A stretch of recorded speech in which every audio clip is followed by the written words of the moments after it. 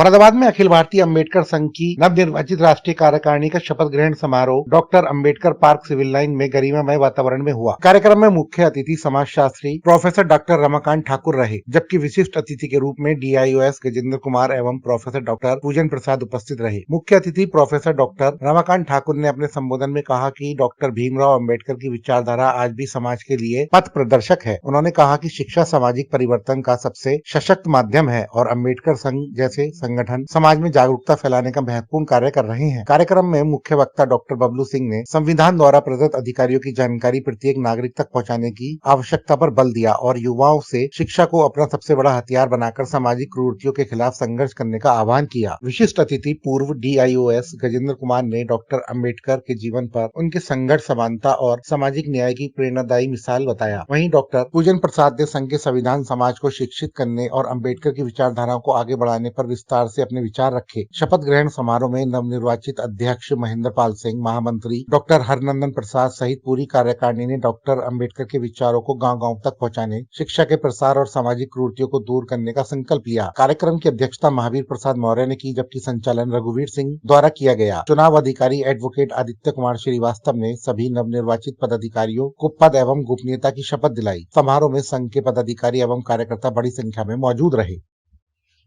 राष्ट्रीय संगठन एवं प्रचार मंत्री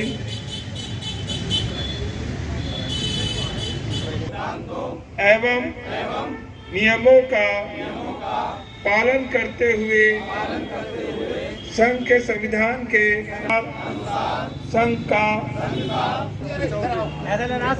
तैयार हो गए सब लोग।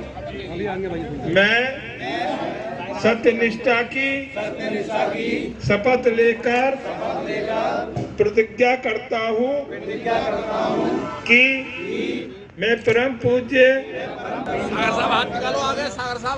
जी के जाति एवं वर्णहीन समाज के सिद्धांतों के आधार पर पहले मैं आपका सभी का धन्यवाद व्यक्त करता हूं और हमारे संगठन के जितने भी हमारे सक्रिय कार्यकर्ता पदाधिकारी गणों का भी मैं तहे दिल से शुक्रिया अदा करता हूं, क्योंकि इस चुनाव को उन्होंने निर्विरोध तरीके से मुझे सर्वसम्मति से अध्यक्ष बनाया है।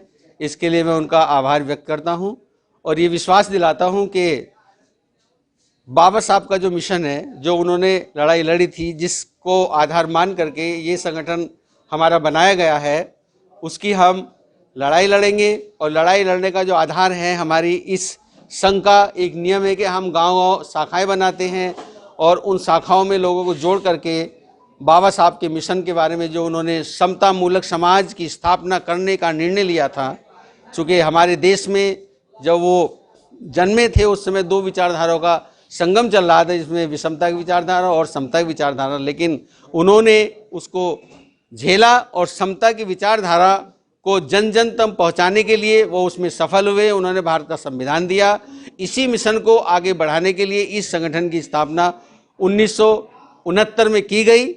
तब से ये संगठन गांव-गांव जाकर के बाबा साहब की विचारधारा को पूरी तरीके से तन, मन और धन से प्रचार प्रसार करता है, बाबा साहब की आवाज़ को बुलंद करता है, उनके विचारों को जन जन तक ले जाता है।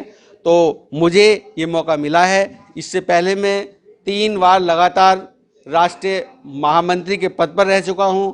अब मुझे राष्ट्रीय अध्यक्ष का मौका मिला है, तो मैं चाहूँगा कि जिस प्रकार भी जो भी हो सकेगा, मैं अपने पूरे समाज और अपने कार्यकर्ताओं को लेकर के समाज के बीच में जन जन तक, गाँव तक, शहरों तक जाऊँगा और बाबा साहब के मिशन को आगे बढ़ाने में पूरी टीम का सहयोग लेकर के मैं इस कार्रवाई को आगे बढ़ाने का भरसक प्रयत्न करूंगा। इसी आशा के साथ मैं आपका सभी का भी धन्यवाद देता हूं।